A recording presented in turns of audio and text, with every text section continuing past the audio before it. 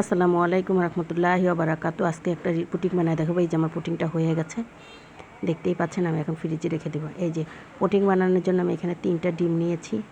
ডিমগুলো আমি ভালো করে ফাটাইয়ে নিব।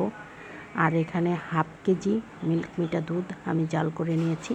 এই যে দুধটা দেখতেই পাচ্ছেন, দুধটা। আর এই যে এখানে আমার হ্যান্ডউইচ দিয়ে যে আমার দুধগুলো ব্লেন্ড করা হয়ে গেছে। আমি 1 চামচ পরিমাণ চিনি নিলাম। চিনিটা আমি কম খাই, তো আপনারা বুঝে শুনে চিনি দিবেন। দেখতেই পাচ্ছেন আমি ব্লেন্ড করতেছি। খুব ভালো করে ব্লেন্ড করতে হবে, যত ব্লেন্ড করবেন তত ভালো হবে। আর এই পাশে দেখতে পাচ্ছেন আমি ক্যারামেলটা তৈরি করে নিয়েছি। এখন আমি এটা ছাঁকনি দিয়ে ছেঁকে নিলাম। এখন আমি চুলাতে দিয়ে দিব, স্ট্যান্ড দিয়ে দিয়েছি। আর আমি একটা ফ্রাই প্যানে পানি দিয়ে দিয়েছি 1 বাটি পরিমাণ। পানিটা গরম হয়ে গেছে। এই যে আমি পুডিংটা দিয়ে দিলাম, যে ঢাকনা দিয়ে ঢেকে দিলাম। আর এই যে একটা কাঁচের ঢাকনা দিয়ে ঢেকে দেবো, এখান থেকে ভাপ বের হবে বলে আমি একটা লং দিয়ে দিলাম। এই যে আমার পুডিংটা হয়ে গেছে। আমি এখানে রেস্টে রেখে দেবো ফ্রিজে। এই যে ফ্রিজ থেকে বের করে আমি দেখালাম পরিবেশন করে।